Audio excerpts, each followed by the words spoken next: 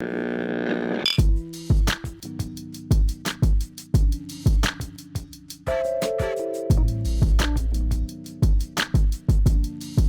last but not least, let us talk about Inglourious Basterds, which is still one of the best names to a movie that I've seen in a long while, right? Of course, this is the film. This is I can't remember what number film this was, right? I think it was like the sixth or something. I think it's the sixth or something like that, right? Film from one of my idols when it comes to just filmmaking and screenwriting, Quentin Tarantino, right? This came out in 2009. So, of course, with us doing this, we will be celebrating its 15th anniversary, right? So, of course, before I do my breakdown of what happened in it, I have to talk about, how I got into the show in the first place, right? So, Quentin Tarantino, right? I got into the fandom of him a little late, so I'll never forget. Cause if I'm not mistaken, we never got Reservoir Dogs or Pulp Fiction in Trinidad, right? I think if I'm not mistaken, the latter was banned for some reason for the life of me. I don't know why, but it just never showed in Trinidad, right? That was weird to me, right? I was kind of aware of Pulp Fiction because of. Well, ironically, my mom, she was I think when she saw it when she was doing her degree in Holland, I think, or something like that, and she was part of a film club here. It's a whole thing. That's the only reason I know about Pulp Fiction. She told me about this weird movie, and this is so weird, and, this kind of thing. But the first movie I'm aware of is Jackie Brown. I remember seeing that on Stars. Yes. Of his. And then, the first, theatrical film of his I got into was, the first Kill Bill. Yes, which I was about to talk about, Yeah, I didn't get into him. I got into him late. I didn't get into him with Pulp Fiction when it came out. Right, that was 94 or something like that. Yeah, 94 when it came out, right? And yes, that movie will be turning 30, I think it's in November, if I'm not mistaken, right? But and I don't remember if Jackie Brown showed theatrically, but I remember how big of a deal Jackie Brown was. I would see it later on cable. It's a show that, and I should mention also too that I have the Tarantino XX box set. So that includes, it's from Reservoir Dogs up until Inglourious Basterds, right? So let's talking quick about how I just got into Tarantino's work, right? So didn't see the first 3 movies, right? But in 2003, when that first trailer dropped for Kill Bill Volume 2, I was like, I had to see this. And at the time, I saw Pulp Fiction. The first time, unfortunately, was this watered down version, which was on VH1. Don't ever watch it since. It's terrible, right? And then afterwards, I would seek out Reservoir Dogs, which I absolutely love. Jackie Brown is a show that I enjoy, but it's one that I feel like if I just watch it one more time, I will love it, right? Because I know a lot of people have it there as one of his best works, but it's like, I see why. Well, is the one the first time it didn't feel like as derivative of other stories. It really felt like, okay, it coming out of his own, even though it still have a ton of shots and a bunch of shit he pulled from. Yeah.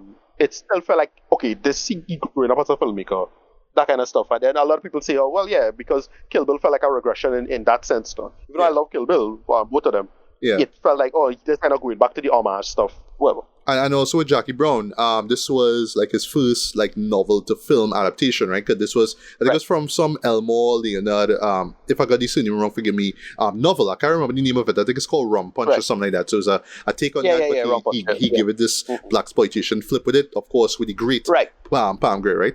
But when I saw that trailer for Kill Bill Volume 1, I was on board. I saw it.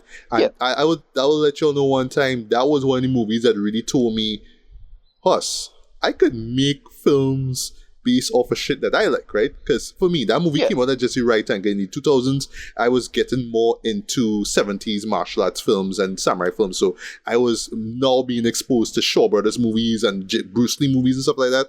So when that movie came out and I saw Oren Ishii and I saw Beatrix Kiddo and all these badass females just doing samurai shit, I fell in love with that movie, right?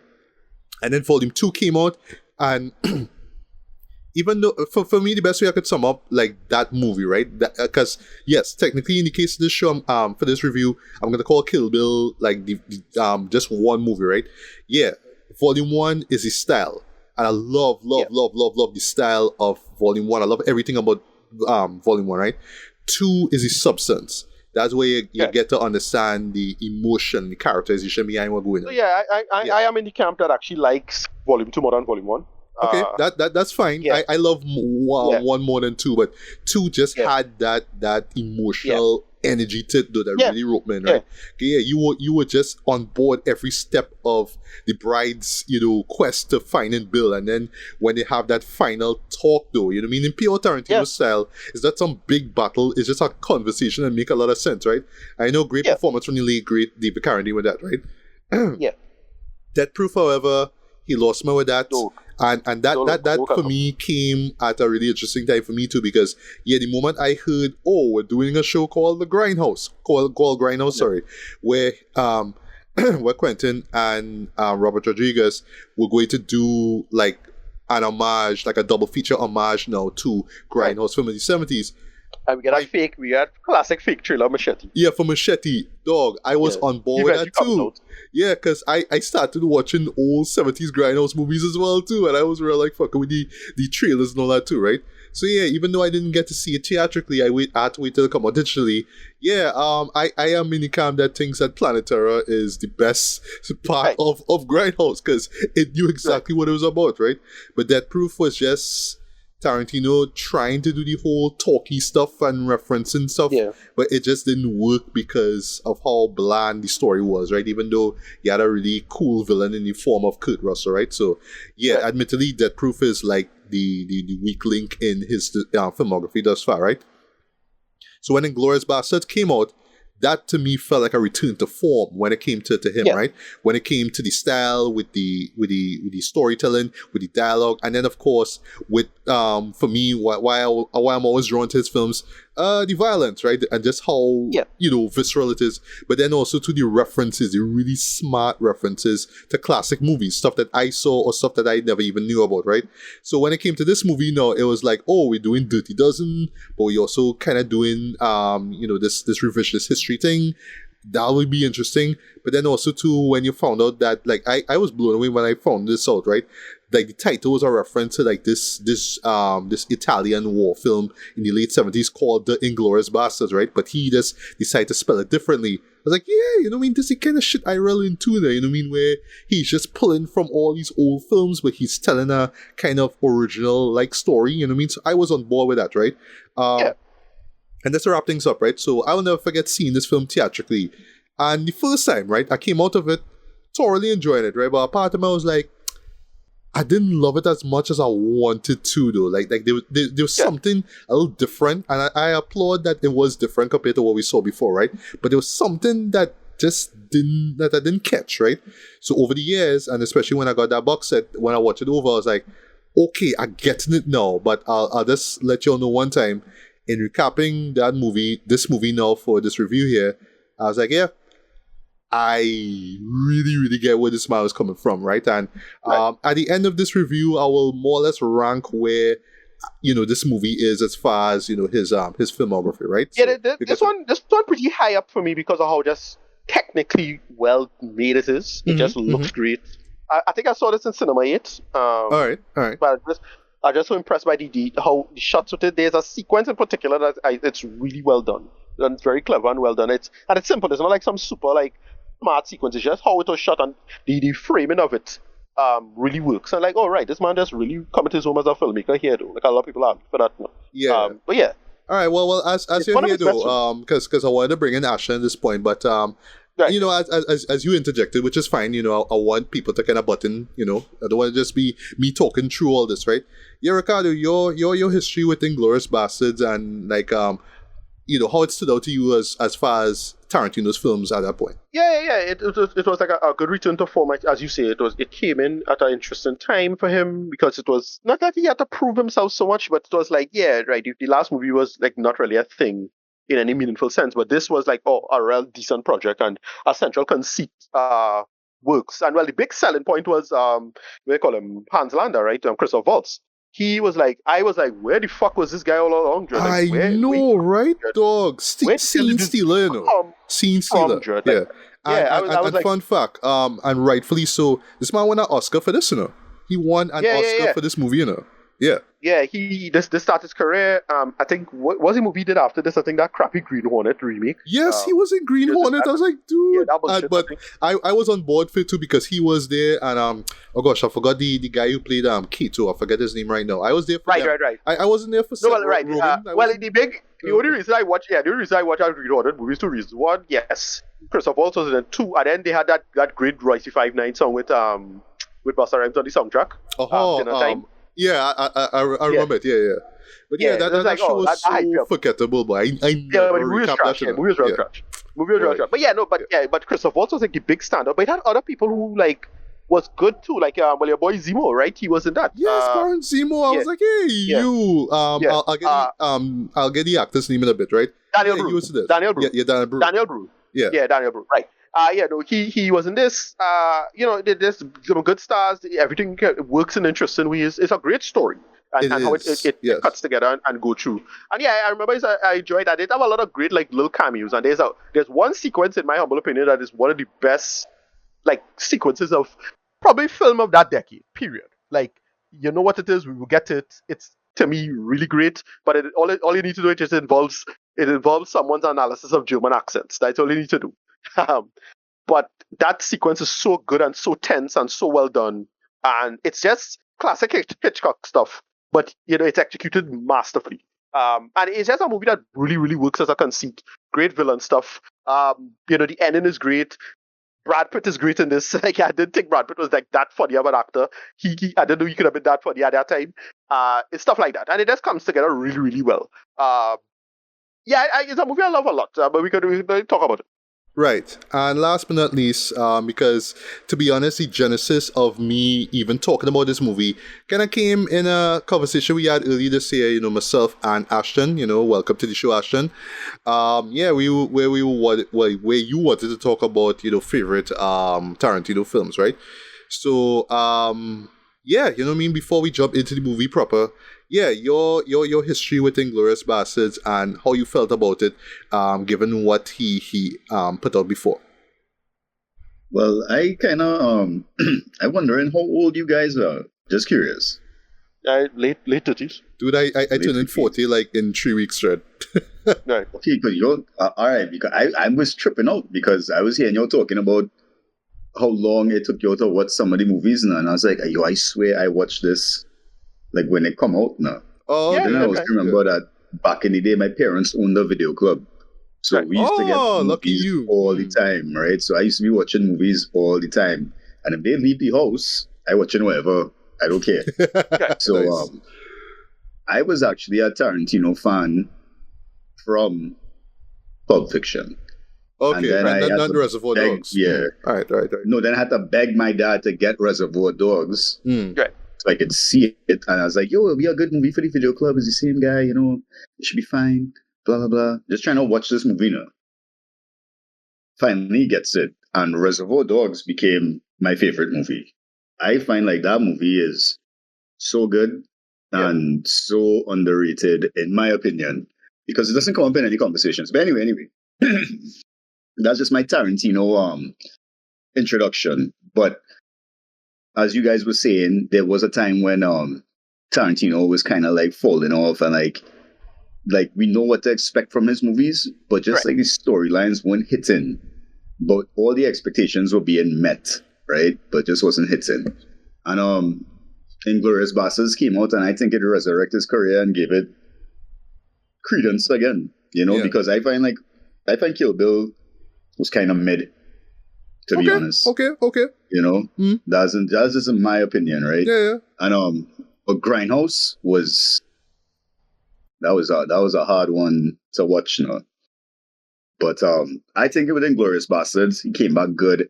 I'd like the same thing that Ricardo talking about. I already know what part of the movie he talking about when he described the whole setting. But that's one of the best scenes. That's one of the good scenes in the movie. But the movie's full of good scenes and a lot of what ifs. Like, what if this was an actual thing? What if America really had a squad like this? What if the mission that these guys set out to do was carried out? Because when you think about it and hear the whole plan, these guys were on a mad mission from the start, It was just... But that was what I would say. Writing wise, I don't know who wrote the script. I don't know if Tarantino was involved in writing the script. But I think that was But of course he did. He wrote it, right? Right. Fun fact, right? That was excellent writing. And fun fact, right? While I was recapping this, I was trying to remember if he won Best Original Screenplay for this. But funny enough, he won it for his next film, which was Django Unchained.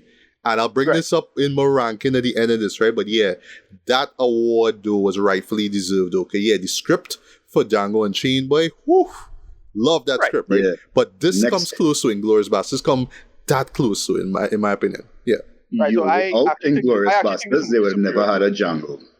Agreed. Yeah. Well, sorry, Ricardo, you in camp that thinks that that Basterds is a better script. Yeah. Yeah. All right. Well, for me, the reason why I put Django over this though is that I'll get into this why I think this movie stands out, right? Is just because with Django you got the I don't want to call them tropes, but you got the elements that you would expect from a Western directed by Tarantino, right? You got the violence, you got the action, but you also got the sharp dialogue. This one was, you was expecting more of the war stuff, but you didn't really get that, but you got something much different. Where Django shined is where the emotional conceit switch. Like that catch you off guard. It's like, oh shit, is this person more invested in their own way versus this? And that catch him off guard of what was going on. They finally emotional beat now. That is, to me, the brilliant masterstroke of the episode. But this, I find this movie so much stronger as a emotional beat, especially in the beginning, that opening, especially. Yeah. And then this one, I think, just have by far superior dialogue. Okay. Again, because of Christoph Waltz. Christoph Waltz plays two very different people in these movies. They play pretty much on the opposite ends of the spectrum of morality, right? Yeah, exactly. But I think in this, he was like, he just had so many great fucking lines and dialogue. So it had the two scenes in the opening and then the scene of the dinner. Well, not dinner. It was like the opening of this movie is it's so fucking good though. Good, so good. It is. Yeah. And it lays the framework down for his character. Right.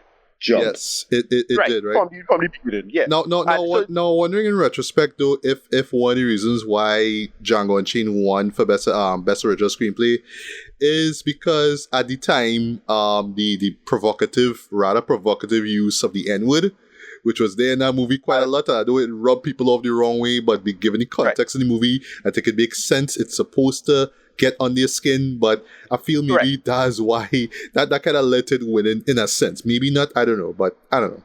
Yeah. Well, sorry. Ashton, you could wrap up and then we'll move forward. I don't know. I mean, I'm just excited to hear what you guys have to. I'm excited on your breakdown of this as well. Oh, all right. Well, I might as well start. I might as well start one time, right? So, because Quentin split his story up into chapters, I could do the same thing, right? So, Chapter 1, Once Upon a Time in Nazi-occupied France, right? Great title. Of course, you'll see it replicated with Once Upon a Time in Hollywood, which still remains his ninth feature. He was supposed to put out a 10th film, which was about a film critic, which is funny because he had a great book, actually, which I read and actually really enjoyed, called Cinema Speculation, which is just basically him talking about films that he saw in the 70s and 80s, but more or less doing it from I saw a film and I'm reviewing it, but also talking about where I was when I saw it, you know what I mean? So it's a really cool book. That's Tarantino. He's like a massive film buff in his own right. Yes. He's not like just, he never was, at no point you ever look at this guy as some kind of gun for hire. I remember when the time period he came out, right? They came out in the 90s, where it's just a bunch of dudes it's a bunch of young dudes who coming up, and I forget what it's called this period, but basically the 90s Renaissance. I forget the oh gosh, I forget. I know you're talking about though. Yeah, him, Robert Rodriguez, and you can say Kevin Smith to a certain extent. Yeah, it's not independent. It's not indie. It's oh gosh, but I know you're talking about though. Yeah, that group of, and I think Steven Soderbergh is one of them too. All right, I'll put Steven Soderbergh in as well. Yeah, and it's these dudes who, put themselves in they come from an interesting kind of meta space of self-reflection, talking about film, but also talking about film while doing their own films and making cultural reference and marking points. Like fucking Kevin Smith had a whole dialogue conversation about the Death Star. Yes. in Star Wars. Brilliant, and that comes brilliant piece of and dialogue. it's a great scene. Yes. Yeah, it's a great scene. It's a great, really funny, Randall, raving and ranting about it. And it's such a great mind space about how to talk about it. And yeah, Quentin Tarantino himself also puts himself in that space about that, which is, okay, how to talk about film and reference film in his own right and what to do and bring it back in his own conceit. And nobody was doing that. That was like a shock to the system for a lot of people. And for him to come as a filmmaker do that, it's so interesting. And then in this, you get that because you got a lot of Western shit. That straight up you shut in the door. Yeah. Straight up. That's his searchers. That's his searchers. Straight up, right, yeah. That's John Ford shit. Yeah, that's what you Straight want. up, right. Yeah. Stuff like that. So he know what you're doing in that sense. He's just that's what make him work as a filmmaker in his own right. He's just a damn film. Like if he wanted, he could do a new Kahe do cinema. Like easily open a new Kahe do cinema magazine, and that'll sell because he's so knowledgeable about film. Yeah, he's that guy, right? So that is what wrote me into his films, though. Just that film, right. That film buff energy they puts into every film, right? Just saying, I want to reference this. I don't care. A lot of people criticize him for that. A lot of people criticize him for that because he said, well, he never stopped being a film student kind of thing. Now, and it's like, no, that's a strength. Right? Yes. That's not a weakness necessarily. In his case, it did undermine his growth. I do think so to a certain extent, especially with Jackie Brown to Kill Bill, where Jackie Brown was the more mature material, and in Kill Bill, he just kind of went back to the toy box kind of stuff. Yeah. I get where people are coming from with that, but to me, no, it is ultimately a strength that once you control it, you could harness that power in a more interesting way. And to me, the apotheosis of that was, to me, this film, Inglourious Basterds. It just comes together so perfectly. As a conceit. Yeah, go ahead. Right. So chapter 1, right? You guys are right though. Dog, as far as the writing pace and tension goes, this is one of the best sequences Quentin has ever written and directed. There's just a small moment. There's a small moment. I think Tarantino talked about this where the guy pulls out his pipe and then Hans Landa pulls out his huge pipe. Oh, I'll talk about that. Yeah. That should crack me up, John. Yeah. So for me, right, what the show that he's clearly referencing here is The Good, the Bad, and the Ugly, right? Which for me is best Western ever made, second favorite movie of all time, in my opinion, right?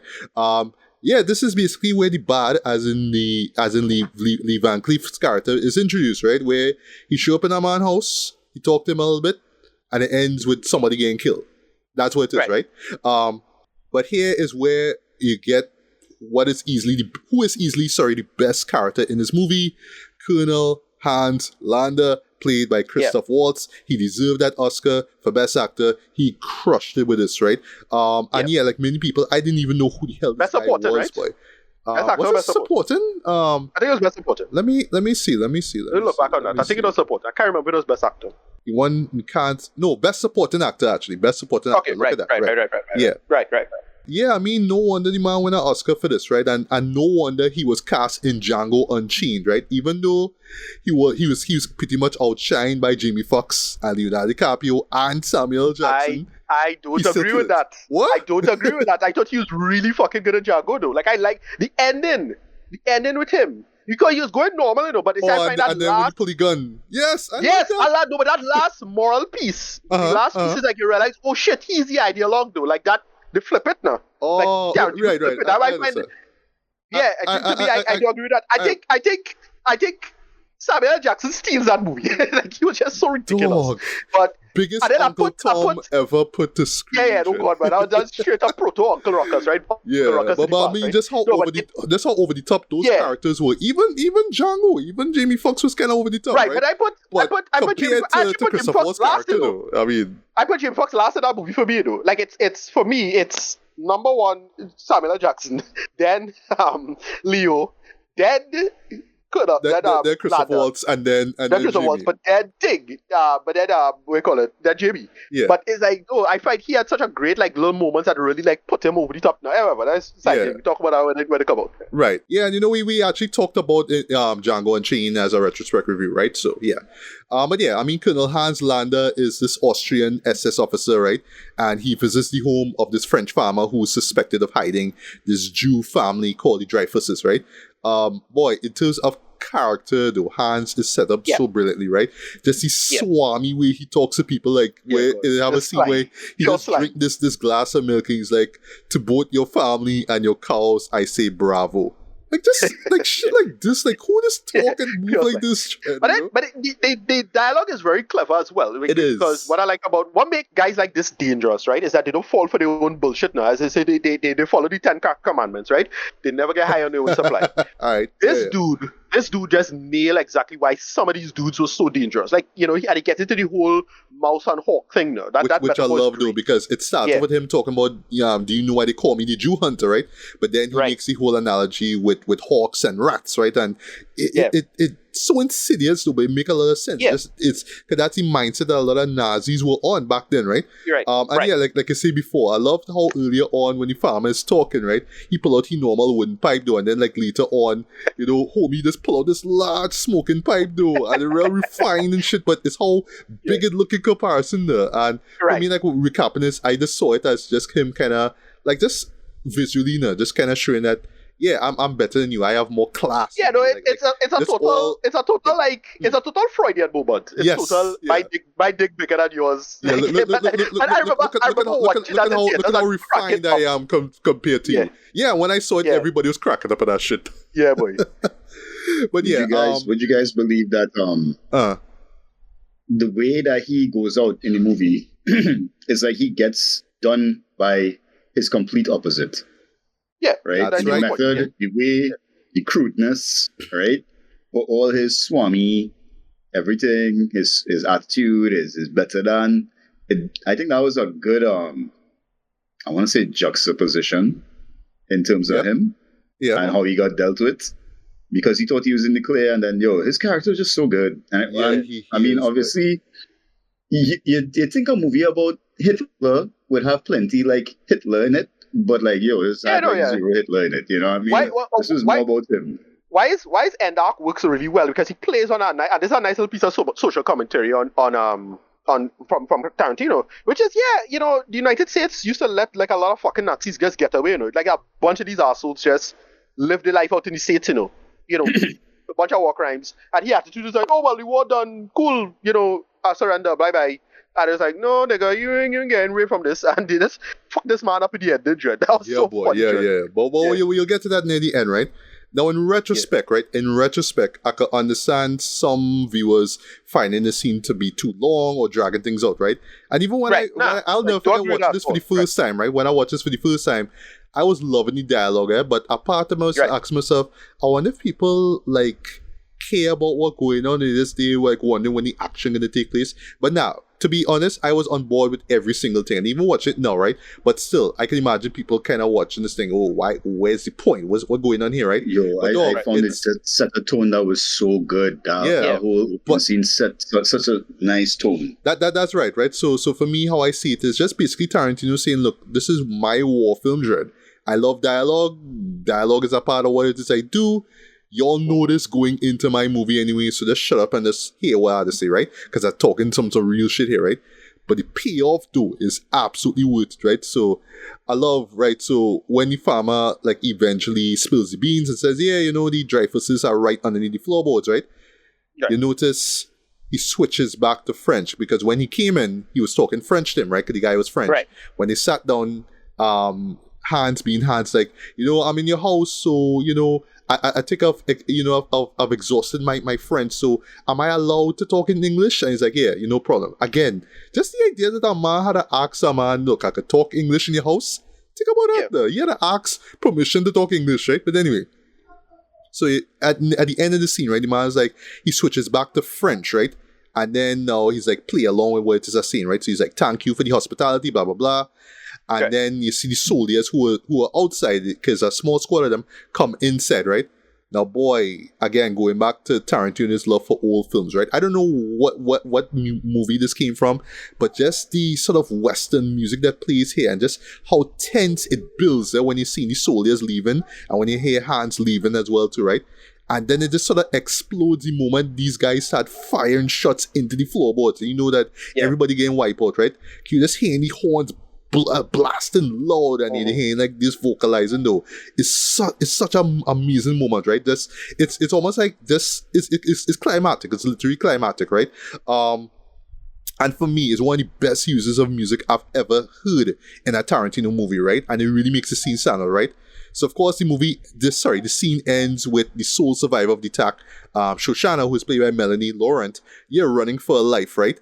And it's just that shot of her running, and of course where you see Ricardo with the searcher's reference with the with him walking with hands walking towards the doorway. Yeah, boy.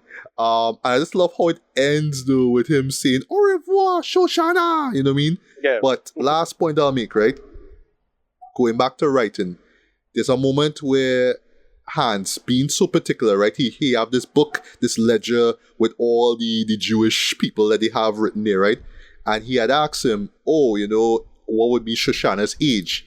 And the guy said either 18 or 19. So that's why the moment the girl run out, it's like, I know who you are. You are Shoshana. Yeah, I mean, it's those little bits of information that I love with the writing. But yeah, this chapter, this opening sequence, fan-fucking-tastic. I love it. But yeah, any thoughts on this first chapter?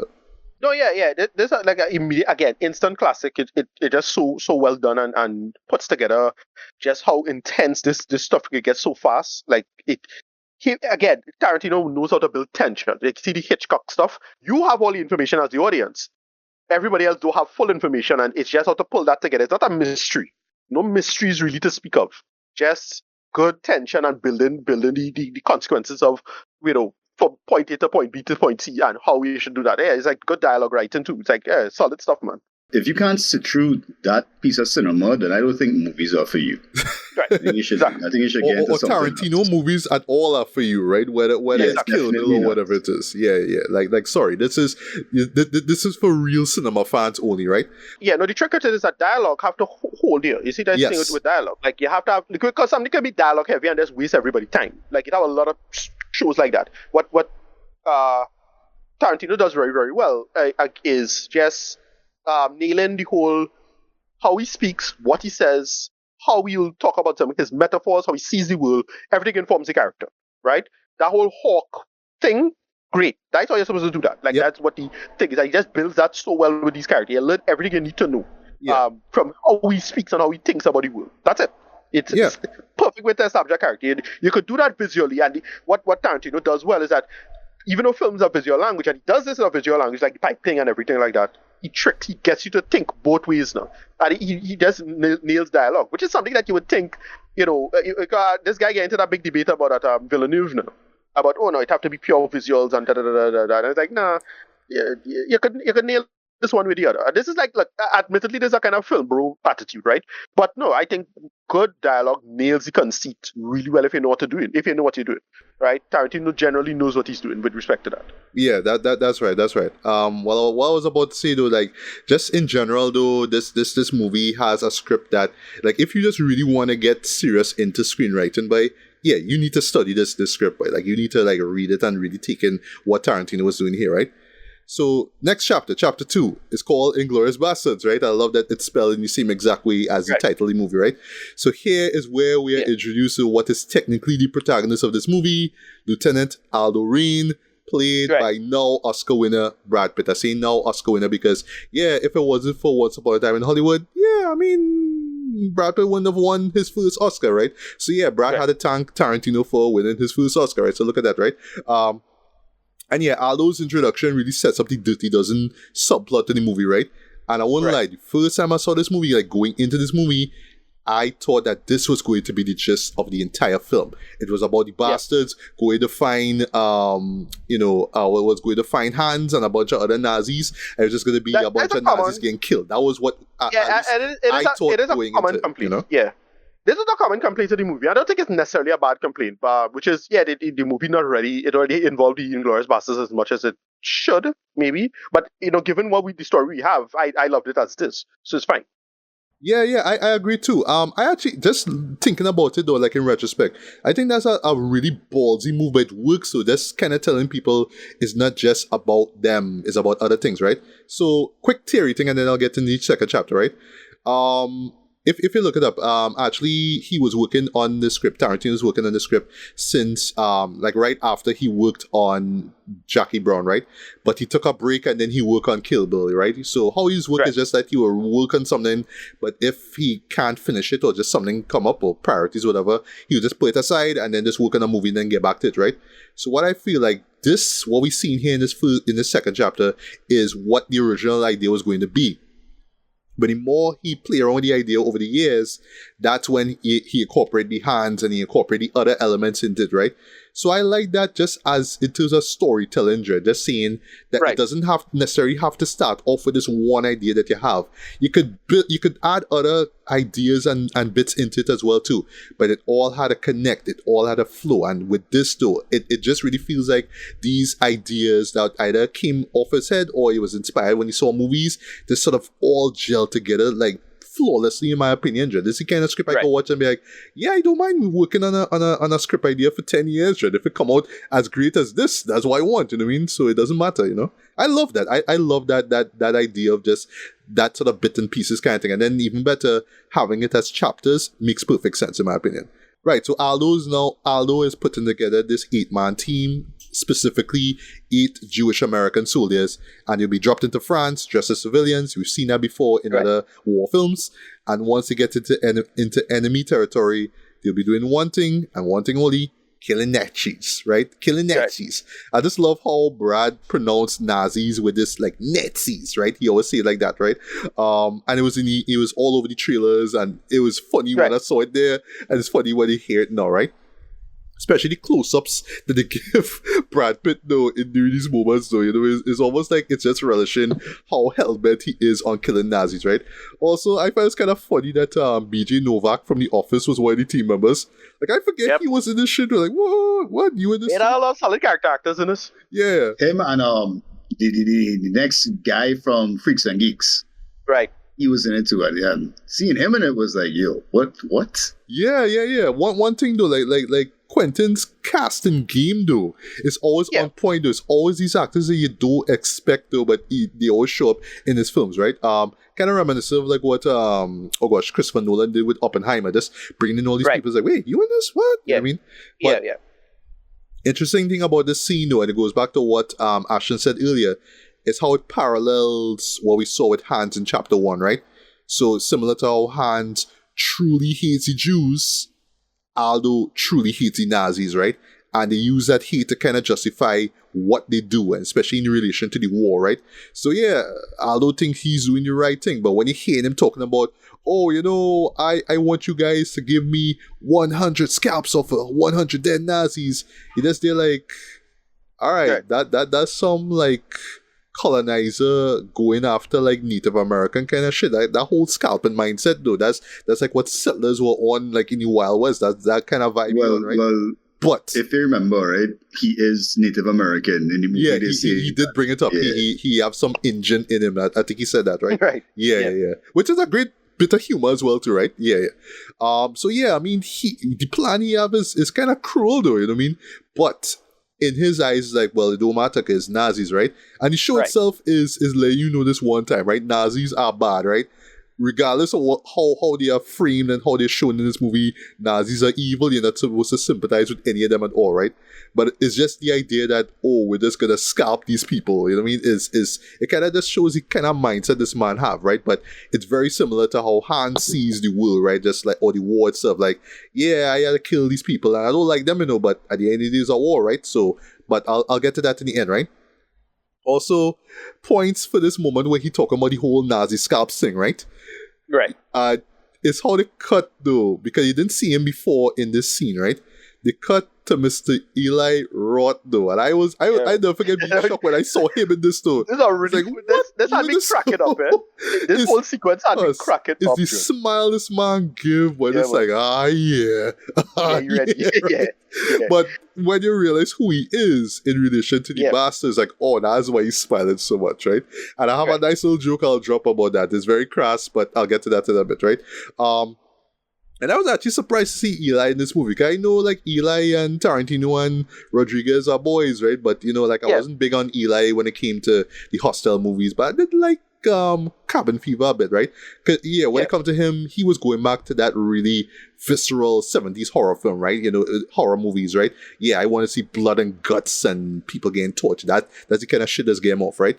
And also points for the sudden cut when Aldo's talk about the whole scalping Nazis, right? To another moment that was all over the marketing of the movie, where you see Hitler for the first time going 99999. Right. And it's just how it cut to that so quick, but I was like, all right, I like this, right? And yeah, the guy, the actor playing him is this German guy named Martin Wuttke, right? I thought that he was great as Hitler. So quick question. Kind of over the top, kind of grandiose. Yeah, quick question. That's the same guy from the Untergang, right? The Untergang movie. I only saw that movie once, and I love that movie, right? Downfall. That's the English language, right? Title fit, right? No, it's not him. It's somebody else. I think it's Bruno. Okay, no problem. I think it's Bruno Ganz. They got to play Hitler in that film. I could be wrong. Right. But yeah, this Hitler in this movie is somebody brand new, right?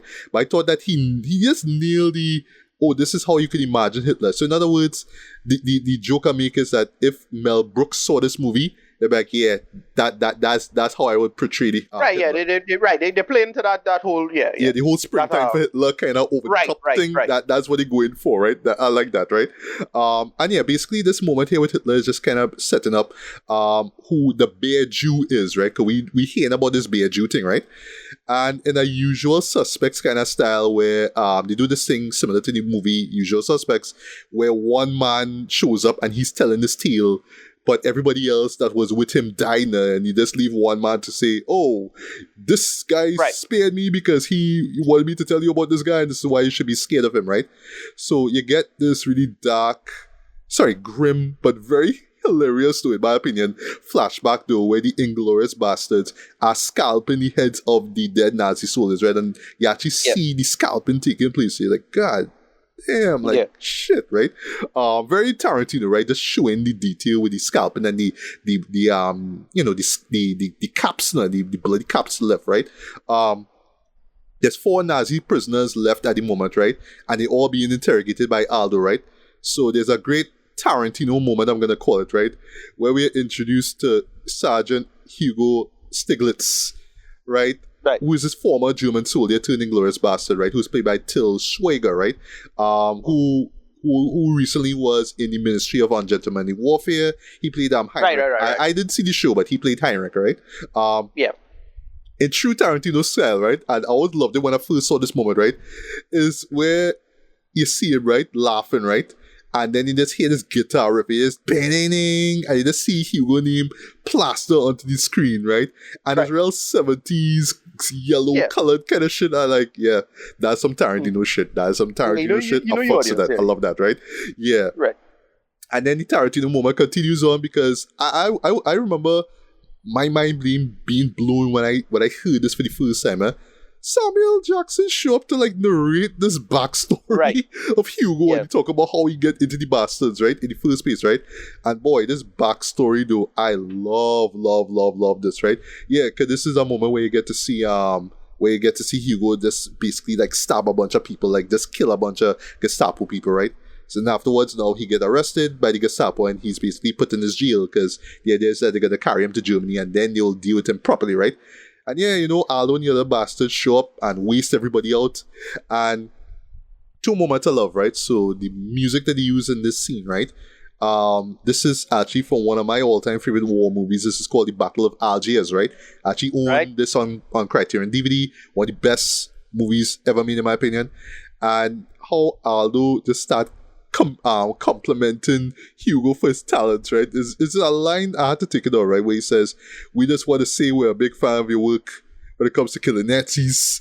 It's just the delivery of that, don't hear any music in the background. It had a couple of, it had a couple of homages as well, stuff like on the River Kwai, Bridge on the River Kwai, or even Guns and Abaroon.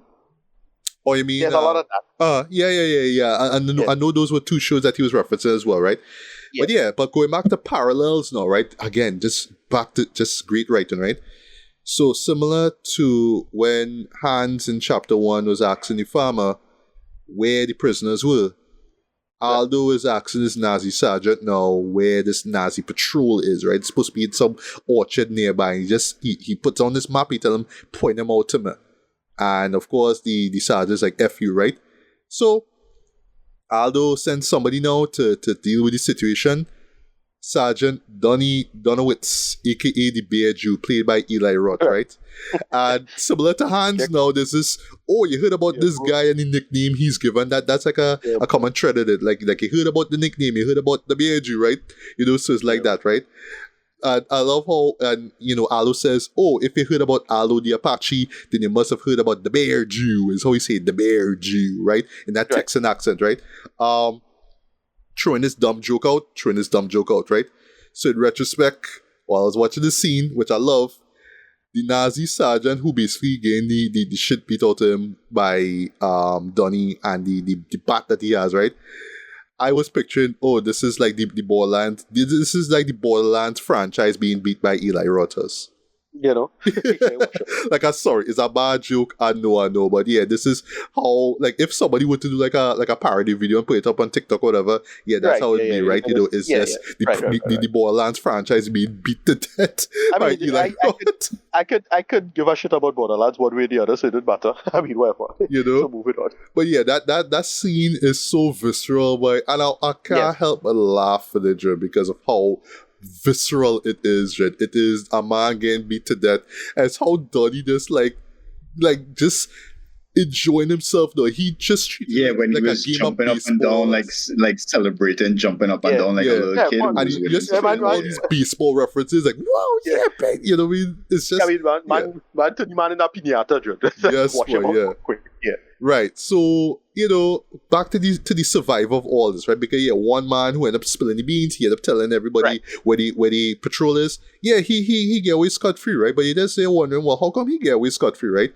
And then they do this great reveal here where he takes off his hat now, and you see this swastika scar carved out by Aldo himself with the Bowie knife, right? Yeah. I love the reveal of it, and I also love the thought process behind that. And it's basically him saying, well, look, if you take off your uniform, nobody gonna know that you're a Nazi, right? But people are gonna know that you worked on the Hitler gen. And what's the best way for people to know that? Hey, basically, just basically a insignia of the Nazis on your forehead, Jen, so everybody will know who you are, Jen. Right. I love that, right? There's in the end of the film we'll get to the ending, but there's another old homage, which is one of my favorite films ever. Come and See. It's straight up some Come and See shit, if you know that movie, right? That's why I was like cracking up on this, like, oh shit, this like feels straight out of Come and See, though. Like, except funny. Right. That movie not funny at all. Yeah, go ahead. Yeah. And lastly, just to close off this chapter, right? So it's a thing that Tarantino does in this, right? So this for me is like the meta moment in this whole movie, right? Because right after they do the scar on the guy's forehead, there's a shot where you see Aldo and Donnie looking, not so much at the camera, right? But they're looking at what they did, right? And admiring the work that they did, right? And it's just that idea of them representing Tarantino at this point, watching the audience and saying, yeah, I did that, and you enjoy that shit. Don't lie, admit it. You enjoyed that. You enjoyed the idea of a man getting beat, a Nazi getting beat to death. You enjoy the fact that we had a man, carve out a swastika in a Nazi's forehead. You enjoy that, right? And it's just Tarantino reveling off of that, though, you know what I mean, in a very smart and meta way. I love the closing shot of this second chapter. But yeah, guys, your thoughts on this second chapter, the introduction of Aldo and Eli Roth and all that stuff. No, yeah. It again, it's like if you water down Come and See a little bit in terms of the violence. It's great. It's really, really funny stuff. They play it well because it's something so violent. Like, look, Tarantino does nail violence. Violence and comedy ever. I mean, the other man dancing while slicing off somebody's ear, right? Like, you know how to do that really well. He does that great. So, you know how to do that shit, or like a gun accidentally going off and blowing away static shock head, right? Blow the back of the man head, boy, yeah. Yeah, that's blow away static shock head, easy, right? Yeah. It's that kind of stuff, right? So he nails that really well. And why he it juxtaposes the violence with the situation. Is that look? Sorry to say it, in popular culture, that is an easy villain, right? Around this time, around this time, like just about 5 years prior to this, you had a whole bunch of video games that straight up just shooting Nazis in a video game format, right? Okay, I thought you was gonna say Wolfenstein for a bit, kinda. Well, that too, right? Yeah. That too. But the Call of Duty franchise was like, it's that easy move. COD right? For sure is anti-Nazi. Ironically, an easy dehumanization dimension, right? To it, right? Ironically, right? Given who we talking about, right? But no, I think he sets this up so well in terms of like, what the tone of this is. Like, you set up Hans Lander, total nightmare of a person, and then you juxtapose it with the again, well, as Ashton said before, his exact opposite, right? You show the counterpoint, and it's really good stuff. They set this up so well, and it paces so well, and it just gets better from here. Yeah, it absolutely does. So yeah, Ashton, your thoughts on the second chapter, the introduction of Aldo and Eli Roth and beating Nazis up and stuff. Well, boy, let me tell you something. When that happened in the movie, it's like, okay, all right, so this is what's going to be about now. It's going to be about these guys looking for those guys, and we're going to see all this back and forth now. But then I forgot I was watching a Tarantino movie, so just because that's what I was seeing doesn't mean that was what I was going to get now.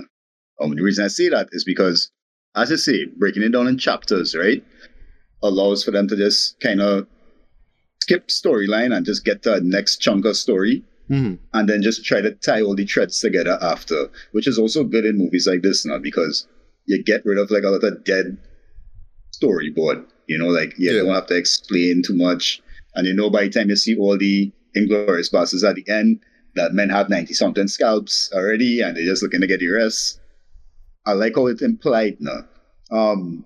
Also, of course, when the man come out swinging the bat and I think, if I'm not mistaken, when he actually cracked him, the shot that killed him, I think there was that noise of like let's call this thing, boy, the sound of a baseball bat like actually hitting something. I think I heard that like a crack of people cheering. Yeah, like the bat. I don't go back and watch it because I don't remember that specific detail. But yeah, I would be surprised if Tarantino put some shit like that in the movie. Yeah, it's there. You hear it. You actually hear it. You're correct, Asha. Yeah. And those are little things, that make movies fun and make it good. And a lot of people watch movies as a form of relaxation and chilling out, right? So a lot of this kind of like little nuanced stuff is lost on them. So some people might not appreciate the subtle niceties of it now. Of it back then. But I promise you, anybody who has watched these movies back in the day and didn't understand it, if they watch it now, they will have a newfound appreciation for it. And they will also see a lot of things that they missed the first time. And yeah, Inglourious Basterds, everything about it was good. And I feel like, you say Texan, but I feel like it was a Louisiana kind of twang for Brad Pitt. But I don't know. But man, it is one of my top rated scenes, and so a movie so good. Sorry guys, I don't want to glaze Tarantino and Inglourious Basterds and sound like I'm glazing right now. It's so good. Right. So chapter 3 now, German Night in Paris, right? Here to me is where the story slows down now and you get the real gist of what the story is about, right? And it actually caught me off guard the first time I saw it, right? But, I think that's where it threw me off now because, early on you're just thinking it's about Aldo versus Hans, right? But then they introduce this section here. It's like, oh, the plot thickens. Okay, no problem, right? So this is 3 years after what we saw in chapter 1, as the same year that what we saw with the Inglourious Basterds, right? So let's keep that in mind, right? So we see an older Shoshana now. She's going by this name, Emmanuel Mimiu, right? So she's French and whatnot, right?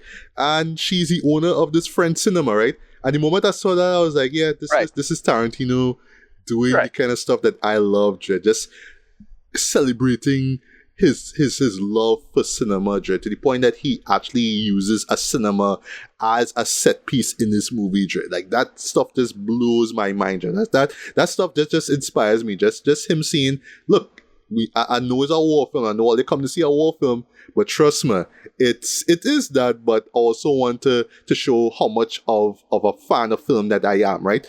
But anyway, so she owns it because he learned that her aunt and uncle, in quotes, passed away and left the cinema with her, right? And the only other person who worked with her is this black projectionist called Marcel, and they in love as well too, right? Which is cool, right? So yeah, one night she's doing some work and then she gets noticed by Baron Zemo himself, Daniel Brühl, right? Who plays Frederick Zola, right?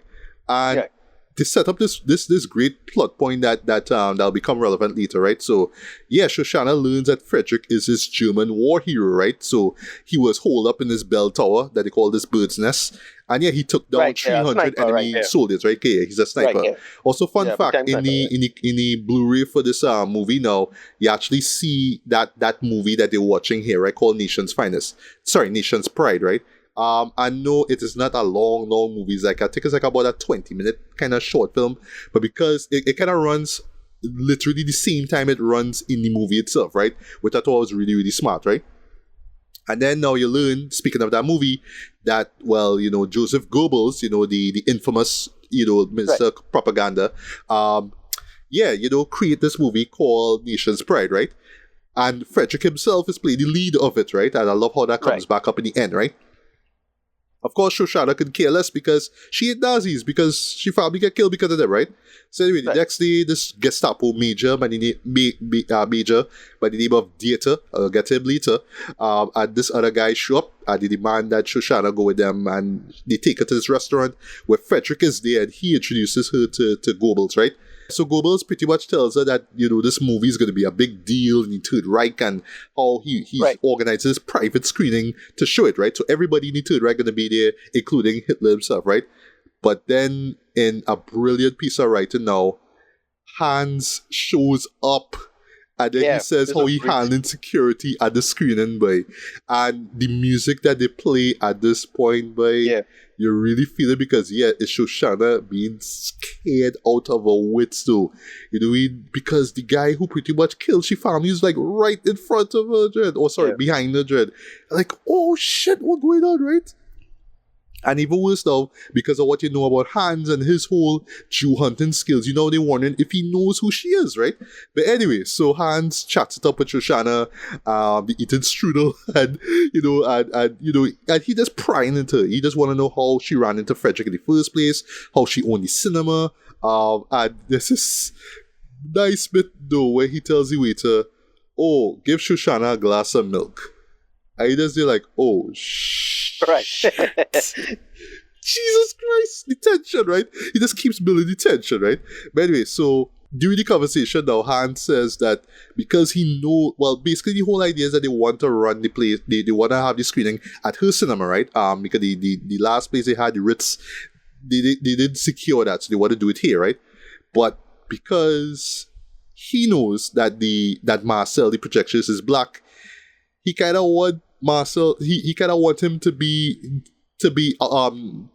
excluded. He doesn't even want them to be there at the 90s screening, because I mean, Nazis are racist motherfuckers, so it's like that, right? So you want Shoshana now to handle that duty, and it's a great setup. That by itself is a great setup, right? This idea that he wants Shoshana to handle everything, right? So at the cinema now, Shoshana pretty much tells Marcel what happened, and she fills him in on this plan that she come up with, which is simply to burn the entire cinema down. And again, going back to Tarantino being this film nerd, dog. Yeah. The idea that you want to burn the cinema down with a bunch of Nazis inside, right? With nitrate film. When I saw that for the first time, I'm like, horse. Right, so what? This is to go back to the thing. I forget where it is, the lighthouse in Portus, where they used to store film. Right. That's a big hazard. They had to move it to the police station. I now make that connection because of this movie. So that's a really interesting piece of film history. Sure, that. Yeah. Wow. All right. Well, I didn't even know that. Right. But yeah, just the idea of using film as explosive to kill a whole bunch of people in a cinema, though, that is something that only Tarantino could come up with, right? Yeah, I also love that he gets Samuel Jackson to do like this brief little exposition, kind of tell you, this is how flammable 35mm nitrate film is, right? Which I needed, because legit at the time I did not know that. I did not do that, Yeah. but thank you, Quentin, for doing that, right? So the chapter ends with Shoshana pretty much saying that part of her plan involves making a special film for the Nazis, right? Right. But we don't know what it is, but we'll see later on, right? So for me, great chapter overall, right? But this one in particular has no violence and no English, so it's just French and German being spoken throughout this, right? But for me, why I love this chapter a lot, though, is that this is where you see the major set piece of the movie is set up right here, right? It does a great job setting everything up, so you know, okay, the real conceit, the real centerpiece of the movie technically, right, is going to take place in the cinema. You're just not sure how the Bastards and Hans the Extend is going to be involved in it, right? But you know it's going to be really explosive, right? You know, so to speak. So, guys, your thoughts on this third chapter here? Yeah, great sequence. It just builds, again, good tension. He knows how to build the tension really well. It comes together really smart, and yeah, he sets up the plot. Yeah, again, and we can debate if this approach of the storytelling is better, like, you know, telling you by chapters kind of thing. If that necessarily was needed, not sure, but yeah, it still really works as a conceit and building up its building the tension. Again, I think each scene is better than the other building the story. Mm-hmm. Yeah. That's one thing the show does so well. It builds the story very well with each chapter, right? Ashton, your thoughts on this chapter here, quickly. For me personally, this movie is going so good at this point that you don't even realize that there's a shift in language change unless you... I mean, yeah, I guess people would notice immediately, but for me, I didn't even notice. I was so sucked into the movie that I was willing to just accept whatever they was putting in front of me. And what you were saying about how he's kind of like... how Christopher... how his character, Christopher Waltz's character, is always on it. He's never not on it. He's always suspecting everybody around him for something. Yeah. And even when he met her, he was sus of her. You know what I mean? Just a all around. Yeah, and it was so funny that she was involved with the black guy, and in Germany at that time implied he would have been also hated on. Well, France, right? Yeah. So Occupied France. That's occupied France, but still. Right. Yeah. I mean, at this point, Germany was really running the show. Yeah, but I mean, France, like interracial relationships is nothing, Dre, but because you have a bunch of Nazis there, No, there's an interesting history about, right before the Nazis take over, it had a lot of jazz, so it would have a decent enough American black population that will come back. I think that guy I can't remember where he was from, if he was French or an American. I can't remember exactly. Marcel was French. Marcel was French. Okay, no problem. Right, yeah. But the whole thing it had a workably black population for the most part, all things considered. I know this girl from not Josephine Baker. No. This girl from that shitty Star Wars show. She had a show, and it was about a black girl in Nazi occupied Germany recently. Oh gosh. This girl from Acolyte, she gets into some trouble for that. But it was a bullshit. Okay. Well, stuff like that. Like, it wasn't like this complete ahistorical thing to act as if it didn't have no black people there. Like, no, yeah, it's that. Yeah.